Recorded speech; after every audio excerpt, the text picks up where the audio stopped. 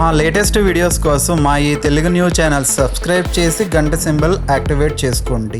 ఈరోజే అతిపెద్ద అమావాస్య, సూర్యగ్రహణం చాలా పవర్ఫుల్. ఇలా సూర్యగ్రహణం రోజునే అమావాస్య కలిసి రావటం కూడా చాలా గొప్ప విశేషం. ఇలాంటి రోజు అనేది చాలా అరుదుగా వస్తుంది. అంతేకాదు ఈ గ్రహణం కాస్తంత కీడుతో వస్తుంది. అందులోనూ మంగళవారం కూడా కీడు ఎక్కువగా ఉండే రోజు.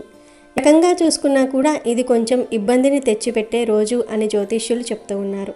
కాబట్టి ఈ రోజున ఈ గ్రహణం తాలూకా కీడు కానీ అమావాస్య తాలూకా కీడు కానీ మీకు తగలకుండా ఉండాలంటే రాత్రికి తప్పనిసరిగా 6 నుండి 12 మధ్యలో ఉప్పుతో ఈ పరిహారం చేయండి. ఇలా చేస్తే గ్రహణ దోషాలు, నరదృష్టి మొత్తం పోతాయి. ఇక ఉండే అప్పులన్నీ కూడా తీరిపోతాయి. తరతరాలకు తరగని ఆస్తి వస్తుంది. లక్ష్మీదేవి మీ ఇంట్లో తిష్ట వేసుకుని కూర్చుంటుంది. మీకు కావాల్సినంత ఐశ్వర్యం వస్తుంది. మీ సంపాదన పెరుగుతుంది. కాబట్టి ఈ దీపావస్య రోజున ఖచ్చితంగా ఈ పరిహారం చేయండి. ఈరోజు రాత్రి 12 లోపు అయినా సరే ఈ పరిహారం చేసుకోవచ్చు. ఎందుకంటే ఈ అమావాస్య పవర్ అంతా కూడా రాత్రిలోనే దాగి ఉంటుంది. ఈరోజు చేసే పూజలకు, పరిహారాలకు ఎక్కువ ఫలితాలు వస్తూ ఉంటాయి. కోట్లు సంపాదించే ఫలితాలు వస్తాయి. కనుక అందరూ ఈ అమావాస్య రోజున ఉప్పుతో ఈ పరిహారాన్ని చేయండి. ఈ పరిహారానికి ఇంట్లో ఆల్రెడీ ఉన్న ఉప్పును వాడకూడదు. ఫ్రెష్గా ఈ అమావాస్య రోజు ఒక 20 రూపాయలు పెట్టి గల్లులుప్పు ప్యాకెట్ కొని తెచ్చుకోండి. ఇలా ఈరోజు ఉప్పు కొని తెచ్చుకుంటే లక్ష్మీదేవి అనుగ్రహం కలుగుతుంది. ఇలా తెచ్చుకున్న ఉప్పుతోనే ఈ పరిహారం కూడా చేయాలి. మరి ఇంతకీ ఈ అమావాస్య రోజు ఉప్పుతో ఏం చేయాలి అనే విషయాన్ని ఇప్పుడు మనం ఈ వీడియోలో వివరంగా తెలుసుకుందాము. వీడియోలోకి వెళ్లే ముందు ఒక చిన్న రిక్వెస్ట్. మొదటిసారి మన ఛానల్లోనికి వచ్చినట్లయితే మన ఛానల్ని సబ్స్క్రైబ్ చేసుకొని ఈ వీడియోకి ఒక లైక్ ఇచ్చి కామెంట్ సెక్షన్లో శ్రీమాత్రే నమః అని కామెంట్ చేయటం మాత్రం అస్సలు మర్చిపోవద్దు. ఈరోజు గ్రహణం వస్తుంది కనుక గర్భిణీలు ఈ గ్రహణ సమయంలో అంటే మధ్యాహ్నం 3:26 నుండి రాత్రి 7:57 మధ్యలో బయట తిరక్కపోవటం చాలా మంచిది. పొరపాటున కూడా ఇంటి బయటకు రాకండి. ఆ సమయంలో హాస్పిటల్స్కి వెళ్ళటం, బయట తిరగటం, కత్తిపీటలు వాడటం, కూరగాయలు తరగటం, బట్టలు కుట్టడం, సూదులు వాడటం లాంటివి అసలు చేయకూడదు.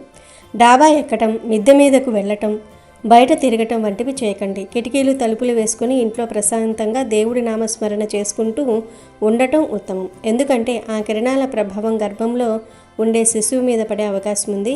పుట్టబోయే పిల్లలకు గ్రహణ మొరి లాంటి దోషాలు, లోపాలు రాకూడదంటే ఈ మాత్రం జాగ్రత్త తప్పదు. కాదని మొండిగా వెళ్తే తర్వాత జీవితాంతం బాధపడాల్సి వస్తుంది. కాబట్టి గర్భిణీలు మాత్రం బీ కేర్ఫుల్. ఇక ఈరోజు గ్రహణం కాబట్టి బియ్యంలో నిల్వ, పచ్చడిలో ఇలాంటి వాటిల్లో దర్బలు వేయండి. దర్బలు వేసి గ్రహణం పూర్తయిన తర్వాత తీసి బయట పడవేసేయండి. ఎందుకంటే మనకు గ్రహణ సమయంలో కొన్ని రకాలైనటువంటి చెడు విష వలయాలు అనేవి ప్రకృతిలో చేరుతాయి. కాబట్టి వీటిని వెయ్యాలి. ఇది అస్సలు మర్చిపోవద్దు. ఎన్నో విపరీత శక్తులు కలిగిన ఈ అమావాస్య రోజున ఉప్పుతో ఈ పరిహారం చేస్తే చాలు. మీకు ఉన్న కష్టాలు, దరిద్రాలు, అప్పుల బాధలు పోతాయి. తిరిగిలేని రాజయోగం పడుతుంది. తరతరాలకు తరగని ఐశ్వర్యం వస్తుందని శాస్త్రాలు కూడా చెప్తూ ఉన్నాయి. ఎందుకంటే ఉప్పుకు అంతటి శక్తి ఉంది. ఉప్పు లక్ష్మీదేవి స్వరూపం. ఉప్పుతో ఎటువంటి పరిహారాలు చేసినా 100కు 100% ఫలితాలు మాత్రం వస్తాయి. సాధారణంగా అందరి ఇళ్లల్లో ఉప్పు ఉండటం సహజం. ఉప్పు ఎక్కువ అయితే ముప్పు అంటూ ఉంటారు. ఉప్పుతో దిష్టి తీస్తే దుష్ట శక్తులు పోతాయని కూడా ప్రజలు నమ్ముతూ ఉంటారు. ఉప్పును వేరే వారికి డైరెక్ట్గా చేతికి ఇవ్వకూడదు. కింద పెట్టి తీసుకోమని చెప్పాలి. ఉప్పు చేతికి అందిస్తే గొడవలు జరుగుతాయని జ్యోతిష్యులు కూడా చెప్తూ ఉన్నారు. ఉప్పు సరిపడా తినకపోతే ఆరోగ్యం చెడిపోతుంది. సరిపడా ఉప్పు తినని వారికి తెలివితేటలు పెరగవంటారు డాక్టర్లు. మనకు వంటకు ఉప్పు కావాలి, ఆరోగ్యానికి ఉప్పు కావాలి. ఉప్పు పొరపాటున నేల మీద ఒలికితే అది అశుభ సూచకం అన్న నమ్మకం చాలామందిలో ఉంది. ఉప్పు ఒలికితే ఏదో చెడు జరుగుతుందని చెప్పటమే కాదు, ఒలికిన ఉప్పును ఎత్తి ఎడమ భుజం మీదుగా వెనక్కి విసిరివేయాలని, దానివల్ల కీడు తొలగిపోతుందని పెద్దలు చెప్తూ ఉంటారు. ఉప్పు సాక్షాత్తు లక్ష్మీదేవి స్వరూపం. ఉప్పు అంటే లక్ష్మీదేవికి చాలా ఇష్టం. పురాణాల ప్రకారం అమృతం కోసం చేసిన సాగర మథనం సమయంలో సముద్ర గర్భం నుంచి లక్ష్మీదేవి ఉద్భవిస్తుంది. అదే సముద్ర గర్భం నుంచి ఉప్పు కూడా తయారవుతుంది. అందుకే ఉప్పును లక్ష్మీ స్వరూపంగా భావిస్తారు. ఉప్పు వల్ల చాలా ప్రయోజనాలు కూడా ఉన్నాయి. ముఖ్యంగా దీపావళి రోజున ఉప్పుతో ఒక చిన్న పరిహారం చేసుకుంటే చాలు. సంవత్సరం అంతా కూడా ధనానికి లోటు రాకుండా ఉండేలాగా అమ్మవారు చూసుకుంటూ ఉంటారు. ధన సమస్యలు పోతాయి, కష్టాలు పోతాయి, అప్పుల బాధలు తీరిపోతాయి. ఈ రోజుల్లో చాలామంది అప్పులు చేసేసి ఆ అప్పులు తీర్చలేక బాధపడిపోతూ ఉన్నారు కదా. ఆ అప్పులు తీరి మీరు కూడా అప్పులు ఇచ్చే స్థాయికి వెళ్ళాలంటే తప్పకుండా ఈ ఉప్పు పరిహారం చేయండి. అంతేకాదు, ఈ పరిహారంతో మీకు ఉన్న దరిద్రమంతా కూడా వదిలిపోతుంది. తరతరాలకు తరగని ఐశ్వర్యం వస్తుంది. తరతరాలకు తరగని ఐశ్వర్యం అంటే డబ్బులు కట్టలు కట్టులుగా వస్తాయని కాదు. మీ తరతరాల వారు కూడా ప్రశాంతంగా, ఆనందంగా, ఆరోగ్యంగా జీవించగలిగే ఫలితాలు వస్తాయని అర్థం. ఎందుకంటే రాళ్ళ ఉప్పు చెడును తీసేస్తుంది, మంచిని తెచ్చిపెడుతుంది. మనకు ఉన్న కష్టాలన్నిటినీ కూడా తీర్చేసే శక్తి రాళ్ళ ఉప్పుకు ఉంది. మన జీవితాలను అద్భుతంగా మార్చేసే పవర్ ఉప్పుకు వస్తుంది. ఉప్పును ఒక్కో ప్రాంతంలో ఒక్కో విధంగా పిలుస్తూ ఉంటారు. కొంతమంది గల్లులుప్పు అని అంటారు, ఇంకొంతమంది రాళ్ళ ఉప్పు అని, ఉలుప్పు అని, రాక్ సాల్ట్ అని, క్రిస్టల్ సాల్ట్ అని, దొడ్డుప్పు అని రకరకాలుగా పిలుస్తూ ఉంటారు. ఈ ప్రాంతాన్ని బట్టి మీరు ఎలా పిలుచుకున్నా పర్లేదు. దీపుతో ఈ పరిహారం చేయండి. 6 నుండి 12 గంటల మధ్యలో, అంటే చీకటి పడినప్పటి నుండి మీరు పడుకునేలోపు ఎప్పుడైనా సరే చేసుకోవచ్చు. అసలేం చేయాలి అంటే ఏమీ లేదు. ఇకగా ఒక గాజు గిన్నెను కానీ, లేదా చిన్న ఇత్తడి గిన్నెను కానీ, రాగి గిన్నెను కానీ, చెక్క గిన్నెను కానీ తీసుకొని ఆ గిన్నె నిండుగా గల్లులుప్పు వేయండి. గల్లులుప్పు వేసిన తర్వాత అందులో 7 మిరియాలను గిన్నె చుట్టూ ఇక్కడ చూపిస్తున్నట్లుగా పెట్టండి. ఆ తర్వాత ఈ ఉప్పు మధ్యలో ఒక మంచి తమలపాకును పెట్టండి. మిరియాలు చాలా శక్తివంతమైనవి. మిరియాలతో ఎటువంటి కష్టాలనైనా సరే తొలగించుకోవచ్చు. మిరియాలకు మన దశను మార్చేసే శక్తి ఉంది కనుక 7 మిరియాలను గుండ్రంగా అమర్చి ఆ మిరియాల మధ్యలో తమలపాకును పెట్టుకోవాలి. తమలపాకు కూడా చాలా మంచి ఆకు. తమలపాకులో త్రిమాతలు ఉంటారు. అందువలన తమలపాకుతో ఎటువంటి పరిహారాలు చేసినా 100కు 100% ఫలితాలు వస్తాయి. ఇలా తమలపాకు పెట్టిన తర్వాత ఆ ఆకు మీద ఒక కర్పూరం బిళ్ళను పెట్టండి. మీ దగ్గర ఉంటే పచ్చకర్పూరం పెట్టండి. పచ్చకర్పూరం లేకపోతే మామూలు కర్పూర బిళ్ళను పెట్టండి. తర్వాత ఈ ఉప్పు బౌల్ను తీసుకుని వెళ్ళి మీ పూజా మందిరంలో లక్ష్మీదేవి ఫోటో పక్కన అడ్డం లేకుండా ఒక సైడ్కు పెట్టుకోండి. అలా పెట్టుకున్న తర్వాత కర్పూరం బిళ్ళను హారతితో వెలిగించండి. అలా వెలిగించిన తర్వాత అమ్మవారికి మీ కోరికను చెప్పుకోండి. ఒక మనిషికి ఎంత వివరంగా చెప్తారో అంత వివరంగా అమ్మవారికి చెప్పుకోండి. అమ్మా లక్ష్మీదేవి, నాకు అప్పులు ఉన్నాయి, లేదా ధన సమస్యలు ఉన్నాయి, లేదా కష్టాలు ఉన్నాయి. ఈ కష్టాలు తీరి మేము కూడా సంతోషంగా ఉండాలి. మా జీవితం అద్భుతంగా మారేలాగా చూడు తల్లి అని మనస్ఫూర్తిగా సంకల్పం చెప్పుకోండి. లక్ష్మీదేవి ఫోటో ముందనే కాదు, శివయ్య ఫోటో ముందైనా సరే ఈ ఉప్పు బౌల్ని పెట్టుకుని పరిహారం చేసుకోవచ్చు. మీకు ఏ దేవుడి ఇష్టమైతే ఆ దేవుడి ఫోటో ముందు ఈ ఉప్పు బౌల్ని పెట్టుకొని పరిహారం చేసుకోవచ్చు. ఇలా మీ కోరిక చెప్పుకున్న తర్వాత ఆ ఉప్పు బౌల్ను అక్కడ అలా వదిలివేసి మీరు ఇక మీ పనులు చేసుకోండి. ఇలా చేయటం వలన 4 వైపుల నుండి కూడా ధనం వస్తుంది. చాలా మంచి యోగాలు కలుగుతాయి. అప్పులు తీరిపోతాయి, ధన సమస్యలు పోతాయి, తరతరాల వరకు తరగని ఆస్తి వస్తుంది. ఇలా పెట్టిన ఉప్పు బౌల్ను 48 గంటల పాటు అక్కడే ఉంచండి. అంటే 2 రోజుల పాటు అలా ఉంచండి. అప్పుడు ఆ ఉప్పు లేత పసుపు రంగులోనికి కానీ, లేత పచ్చ రంగులోనికి కానీ, లేత నీలం రంగులోనికి కానీ మారుతుంది, లేదా తడితడిగా మారుతుంది. అలా మారిందంటే మీ ఇంట్లోని చెడంతా కూడా పోయిందని అర్థం. ఒకవేళ 48 గంటల్లో ఈ ఉప్పు రంగు మారకపోతే, లేదా తడితడిగా మారకపోతే ఇంకొక 48 గంటలు అక్కడే వదిలివేయండి. అలా ఆ ఉప్పు ఎప్పుడు రంగు మారుతుందో, తడితడిగా మారుతుందో అప్పుడు ఆ ఉప్పు బౌల్ను తీసి దానిలోని ఉప్పును, తమలపాకును, మిరియాలను ఒక కవర్లో వేసేసి ఆ కవర్ను తీసుకుని వెళ్ళి ప్రవహించే నీటిలో పడవేయండి. అంటే ఏదైనా చెట్టు మొదట్లో పడేయండి. ఈ చిన్న పరిహారాన్ని ఈ శక్తివంతమైన అమావాస్య రోజు చేసుకోవటం వలన ధన సమస్యలు పోతాయి, ఆర్థిక సమస్యలు పోతాయి, సకల దేవతల అనుగ్రహం కలిగి అప్పులు తీరిపోతాయి. ఎంత పెద్ద అప్పులు ఉన్నా తీరిపోతాయి. చాలా మంచి జరుగుతుంది. ఈ రోజుల్లో చాలామంది అప్పుల బాధలతో సతమతమైపోతూ ఉన్నారు కదా. అలా అప్పుల బాధలు ఉన్నవారు ఈ పరిహారం చేసుకుంటే చాలా మంచి ఫలితాలు వస్తాయి. చిన్న అప్పు ఉన్నా, పెద్ద అప్పులు ఉన్నా అవి తీరిపోతాయి. ఖచ్చితంగా మీరే 100% ఫలితాలను చూస్తారు. వేలల్లో అప్పులు ఉన్నా, లక్షల్లో అప్పులు ఉన్నా, కోట్లల్లో అప్పులు ఉన్నా నిదానంగా తీరిపోతాయి. అంటే పేదవారికి చిన్న చిన్న అప్పులు ఉంటాయి, వేలల్లో లక్షల్లో అప్పులు ఉంటాయి. వారికి అవే పెద్ద అప్పులు. ఇక ధనవంతులకు కోట్లల్లో అప్పులు ఉంటాయి. ఇలా ఎవరి స్థాయిని బట్టి వారికి అప్పులు ఉండటం సహజం. ఇలా మీకు ఎంత అప్పులు ఉన్నా చక్కగా ఈ అమావాస్య రోజున ఈ ఉప్పు పరిహారం చేసుకొని ఆ అప్పుల నుండి బయటపడండి.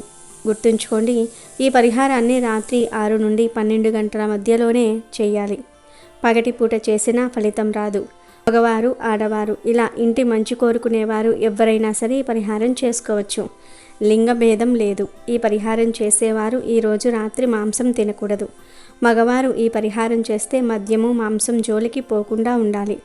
జస్ట్ ఈరోజు రాత్రి ఈ నియమాలు పాటించి ఈ పరిహారం చేసుకోవాలి. ఈ పరిహారం చేస్తే ఖచ్చితంగా ఫలితాలు వస్తాయి. అప్పులు తీరుతాయి. ధనం మీ వైపు అట్రాక్ట్ అవుతుంది. అంటే ఆ దేవుడు దిగివచ్చి మీ అప్పులు తీరుస్తాడని కాదు, మీకు మీరుగా ధనం సంపాదించుకొని అప్పులు తీర్చుకోగలిగే శక్తిని ఆ భగవంతుడు ప్రసాదిస్తాడు. సరైన అవకాశాలను మీకు అందిస్తాడు. ఈ పరిహారాన్ని ఈ అమావాస్య రోజు చేయండి. మీకు మళ్ళీ చేయాలనిపిస్తే వచ్చే నెలలో అమావాస్యకు మళ్ళీ చేసుకోవచ్చు. కనీసం 3 అమావాస్యలు ఈ ఉప్పు పరిహారం చేశారంటే మీకు ఇక తిరిగనేదే ఉండదు. ధనానికి లోటు అనేది రాదు. అప్పులు తీరిపోతాయి. మీరే అప్పులు ఇచ్చేంత గొప్ప స్థాయికి వెళ్తారు. కావున ప్రతి ఒక్కరూ కూడా ఈ అతీత శక్తులు కలిగిన అమావాస్య రోజు రాత్రికి ఉప్పుతో ఈ పరిహారాన్ని చేసి శుభ ఫలితాలను పొందండి. ఒక చిన్న పల్లెటూరు కొండల అంచున ఉండేది. ఆ ఊరిలో రామయ్య అనే ఒక నిరుపేద రైతు ఉండేవాడు. అతడికి ఉన్న ఆస్తి మొత్తం ఒక చిన్న పూరి గుడిసె, కాస్త పొలం. అతడి ప్రాణానికి ప్రాణమైన గంగ అనే ఒక ఆవు. గంగ సాధారణమైన ఆవు కాదు. దాని కళ్ళు చాలా తెలివైనవి, ప్రశాంతంగా ఉండేవి. రామయ్య దాన్ని కేవలం పశువులా కాకుండా తన కన్న కూతురిలాగా చూసుకునేవాడు. ప్రతిరోజు ఉదయాన్నే లేచి గంగను శుభ్రంగా కడిగి దానికి గడ్డి వేసి ప్రేమగా దాని నుదిటిపై నిమిరేవాడు. గంగ కూడా రామయ్యను చూడగానే తోక ఊపుతూ ప్రేమగా అంబా అని అరిచేది. వారిద్దరి మధ్య ఉన్న బంధం మాటల్లో చెప్పలేనిది. రామయ్య తన కష్ట సుఖాలన్నీ గంగతోనే పంచుకునేవాడు. గంగ మౌనంగా వింటూ తన తల ఊపుతూ అతనికి ధైర్యం చెప్తున్నట్లుగా అనిపించేది. గంగకు ఒక రహస్య గతం ఉంది. అది పూర్వజన్మలో ఒక గొప్ప ఋషి దగ్గర పెరిగిన దివ్యమైన ఆవు. ఆ ఋషి తపస్సు చేసుకుంటున్నప్పుడు గంగ అక్కడే ఉండి వేద మంత్రాలను వింటూ పెరిగింది. ఆ మంత్రాల శక్తి దాని ఆత్మలో నిక్షిప్తమై ఉంది. కాలక్రమేణా ఆ ఋషి తన శరీరాన్ని వదిలిపెట్టే సమయంలో తనలోని కొంత జ్ఞానాన్ని, శక్తిని ఈ ఆవులోనికి ప్రవేశపెట్టి లోకంలో ధర్మానికి హాని కలిగినప్పుడు నీవు ఒక సాధువును కాపాడుతావు అని దీవించాడు. ఆ దివ్య శక్తుల కారణంగానే గంగకు రాబోయే ఆపదలను పసిగట్టే శక్తి ఉండేది. ఒకరోజు ఆ ఊరికి భైరవుడు అనే ఒక మాంత్రికుడు వచ్చాడు. అతను చూడడానికి ఒక సాధారణ సన్యాసిలా ఉన్నా అతని కళ్ళల్లో క్రూరత్వము, దురాశ దాగి ఉన్నాయి. భైరవుడు క్షుద్ర శక్తులను ఉపాసించేవాడు. అతను ఊరి బయట ఒక పాడుబడిన గుడిలో మకం పెట్టాడు. పురాతన గ్రంథాల ద్వారా రామగిరి కొండల కింద సరిగ్గా రామయ్య గుడిసె ఉన్న ప్రదేశంలో ఒక పెద్ద నిధి ఉందని తెలుసుకున్నాడు. ఆ నిధిని ఒక దివ్యమైన శక్తి కాపాడుతోందని, దాన్ని పొందాలంటే ఆ భూమికి యజమానిగా ఉన్న వ్యక్తిని ఒక పౌర్ణమి నాడు వచ్చే సంపూర్ణ చంద్రగ్రహణం రోజున బలి ఇవ్వాలని కూడా అందులో రాసి ఉంది. భైరవుడి కళ్ళు రామయ్య మీద పడ్డాయి. తన పథకం పారాలంటే రామయ్యను అంతం చేయాలి. సరైన సమయం కోసం ఎదురు చూడటం మొదలుపెట్టాడు. అతను తన మంత్రశక్తులతో రామయ్య కదలికలను గమనిస్తూ ఉండేవాడు. ఈ దుష్ట ఆలోచనల ప్రభావం గంగ మీద పడింది. ఎప్పుడూ ప్రశాంతంగా ఉండే గంగ ఆ మాంత్రికుడి ఊరిలోనికి వచ్చినప్పటి నుండి కంగారుగా ఉండటం మొదలుపెట్టింది. అకారణంగా అరిచేది, సరిగ్గా గడ్డి తినేది కాదు. రామయ్యకు ఏమీ అర్థం కాలేదు. ఏమైంది గంగ, ఎందుకిలా ఉన్నావు అని ప్రేమగా అడిగేవాడు. గంగ అతని కాళ్ళ దగ్గర ముఖం పెట్టి ఏదో చెప్పాలని ప్రయత్నిస్తున్నట్లుగా చూసేది. కొద్ది రోజుల్లోనే సంపూర్ణ చంద్రగ్రహణం రాబోతుందని ఊరంతా మాట్లాడుకోవడం మొదలుపెట్టారు. పెద్దవాళ్ళు గ్రహణ సమయంలో బయటకు రాకూడదని, ఆహారం తీసుకోకూడదని, గర్భిణీ స్త్రీలు జాగ్రత్తగా ఉండాలని చెప్పుకుంటున్నారు. రామయ్యకు ఇవన్నీ పెద్దగా పట్టేవి కావు. కానీ గంగ ప్రవర్తన అతనికి ఆందోళన కలిగించింది. గ్రహణం రోజు దగ్గర పడుతున్న కొద్దీ గంగ మరింత అశాంతికి గురైంది. పాలు ఇవ్వటం కూడా మానేసింది. చివరకు ఆ చంద్రగ్రహణం రోజు రానే వచ్చింది. రాత్రి అవగానే పౌర్ణమి చంద్రుడు ఆకాశంలో ప్రకాశవంతంగా వెలుగుతున్నాడు. నెమ్మదిగా భూమి నీడ చంద్రుడి మీద పడటం మొదలైంది. ఊరంతా నిశ్శబ్దంగా మారింది. అందరూ తలుపులు వేసుకుని ఇళ్లలోనికి వెళ్ళిపోయారు. రామయ్య కూడా భోజనం చేసి పడుకోవడానికి సిద్ధమయ్యాడు. కానీ అతనికి అకస్మాత్తుగా ఒంట్లో నీరసంగా అనిపించింది. తల తిరుగుతున్నట్లుగా, ప్రాణం పోతున్నట్లుగా ఏదో తెలియని భయం పట్టుకుంది. అతను నెమ్మదిగా మంచం మీద కూలబడిపోయాడు. అదే సమయంలో ఊరి బయట ఉన్న పాడుబడిన గుడిలో భైరవుడు తన క్షుద్ర పూజను మొదలుపెట్టాడు. ఒక పెద్ద అగ్నిగుండం వెలిగించి దాని ముందు రామయ్యను పోలిన ఒక మట్టి బొమ్మను పెట్టాడు. నల్లని దుస్తులు ధరించి భయంకరమైన మంత్రాలను చదవటం ప్రారంభించాడు. ఆ మంత్రాల శక్తితో రామయ్య ప్రాణశక్తిని కొద్ది కొద్దిగా లాగేస్తున్నాడు. ఘనం ముదిరే కొద్దీ రామయ్య పరిస్థితి విషమించింది. అతని శ్వాస నెమ్మదించింది. శరీరం చల్లబడటం మొదలైంది. పాకలో కట్టేసి ఉన్న గంగకు తన యజమాని ఆపదలో ఉన్నాడని పూర్తిగా అర్థమైంది. భైరవుడి దుష్టశక్తిని అది స్పష్టంగా గ్రహించింది. తన పూర్వజన్మ స్మృతులు, ఋషి ఇచ్చిన వరం దాని మనసులో మెరిశాయి. సరైన సమయమని దానికి తెలిసింది. చంద్రుడు పూర్తిగా భూమి నీడలోనికి వెళ్ళి ఆకాశంలో ఒక ఎర్రని బింబంలా మారాడు. సంపూర్ణ గ్రహణం పట్టింది. ఆ సమయంలో ప్రకృతి అంతా స్తంభించిపోయింది. దుష్ట శక్తులకు అలాగే దైవశక్తులకు కూడా అది అత్యంత శక్తివంతమైన సమయం. గంగ తనను కట్టేసిన తాడును ఒక్క ఊదుటున తెంచుకుంది. అది నేరుగా రామయ్య పడుకుని ఉన్న గుడిసె బయటకు వచ్చింది. ఆకాశంలో ఉన్న ఎర్రని చంద్రుడి వైపు తలెత్తి చూసింది. కళ్ళు మూసుకొని తన పూర్వజన్మ గురుడైన ఋషిని తలుచుకుంది. అప్పుడు దాని గొంతులో నుంచి ఒక సాధారణమైన అరుపు రాలేదు. ఒక లోతైన గంభీరమైన దైవికమైన ఓంకారం లాంటి శబ్దం వెలువడింది. అది అంబా అని అరుస్తున్న ఆ శబ్దంలో మహామృత్యుంజయ మంత్రం యొక్క శక్తి ప్రతిధ్వనించింది. ఓం త్రయంబకం యజామహే సుగంధిం పుష్టివర్ధనం ఊర్వార్ కమీవ బంధనాన్ మృత్యోర్క్షీయ మామృతాత్. ఈ మంత్రం గంగ గొంతు నుండి నేరుగా రాకపోయినా దాని అరుపులోని దివ్య ప్రకంపనలు ఆ మంత్రశక్తిని అంతరిక్షంలోనికి వ్యాపింపజేశాయి. గంగ చుట్టూ ఒక బంగారు రంగు కాంతి వలయం ఏర్పడింది. ఆ కాంతి నెమ్మదిగా విస్తరించి రామయ్య ఉన్న గుడిసెను ఒక రక్షణ కవచంలా చుట్టుకుంది. పాడుబడిన గుడిలో భైరవుడు తన పూజ చివరి దశకు చేరుకున్నాడు. రామయ్య ప్రాణాన్ని పూర్తిగా లాగేయడానికి తన పూర్తి శక్తిని ఉపయోగించి ఒక శక్తివంతమైన మంత్రాన్ని ఉచ్చరించాడు. ఆ దుష్టశక్తి ఒక నల్లని పొగలా దూసుకుంటూ రామయ్య గుడిసె వైపు వచ్చింది. కానీ గుడిసె చుట్టూ ఉన్న గంగ సృష్టించిన బంగారు రక్షణ కవచాన్ని అది తాకగానే వెనక్కి విసిరివేయబడింది. భైరవుడు పంపిన దుష్టశక్తి ఆ కవచాన్ని ఛేదించలేకపోయింది. భైరవుడికి ఆశ్చర్యం, కోపం కలిగాయి. ఏది నన్ను అడ్డుకోగల శక్తి? ఎవరి పని చేసింది అని గట్టిగా అరుస్తూ మరింత శక్తిని ప్రయోగించాడు. కానీ ప్రతిసారి ఆ శక్తి బంగారు కవచాన్ని తాకి రెట్టింపు బలంతో వెనక్కి తిరిగి వచ్చి భైరవుడినే తాకటం మొదలుపెట్టింది. తన చెడు తనకే ఎదురు తిరిగింది. గంగ యొక్క నిస్వార్థ ప్రేమ, దాని మంత్రశక్తి ముందు భైరవుడి దురాశ, క్షుద్రశక్తి నిలవలేకపోయాయి. చివరిసారిగా అతను ప్రయోగించిన మహాశక్తివంతమైన అస్త్రం ఆ రక్షణ కవచాన్ని తాకి అద్దంలో ప్రతిబింబంలా వెనక్కి తిరిగి వచ్చి భైరవుడిని బూడిదిగా మార్చేసింది. ఒక్క క్షణంలో ఆ పాడుబడిన గుడిలో భైరవుడి ఆనవాళ్లు కూడా లేకుండా పోయాయి. అదే సమయంలో గ్రహణం వీడింది. చంద్రుడు మళ్ళీ తన వెన్నెలను ప్రసరించడం మొదలుపెట్టాడు. గుడిసెలో అపస్మారక స్థితిలో ఉన్న రామయ్యకు మెలకువ వచ్చింది. అతను కళ్ళు తెరిచి చూశాడు. తన ఒంట్లోని నీరసమంతా పోయి కొత్త శక్తి వచ్చినట్లుగా అనిపించింది. తనకు ఏం జరిగిందో అర్థం కాలేదు. బయటకు వచ్చి చూడగా గంగ తన గుడిసె ముందు నిలబడి అలసిపోయినట్లుగా కానీ ప్రశాంతంగా కనిపించింది. కానీ కళ్ళల్లో నీళ్లు తిరుగుతున్నాయి. రామయ్యకు విషయం పూర్తిగా అర్థం కాకపోయినా తన ప్రాణాలను గంగే కాపాడిందని అతని మనసుకు తెలిసింది. అతను పరిగెత్తుకుని వెళ్ళి గంగను గట్టిగా కౌలించుకున్నాడు. గంగా, నా తల్లి, నన్ను నువ్వే కాపాడావు అంటూ ఆనంద బాష్పాలతో దాని నుదుటను ముద్దాడాడు. మరుసటి రోజు ఉదయం ఊరి వాళ్ళు పాడుబడిన గుడివైపు వెళ్ళినప్పుడు అక్కడ పూజ జరిగిన ఆనవాళ్లు, కాలిపోయిన బూడిద తప్ప ఏమీ కనిపించలేదు. ఆ సన్యాసి ఏమయ్యాడో ఎవరికీ తెలియలేదు.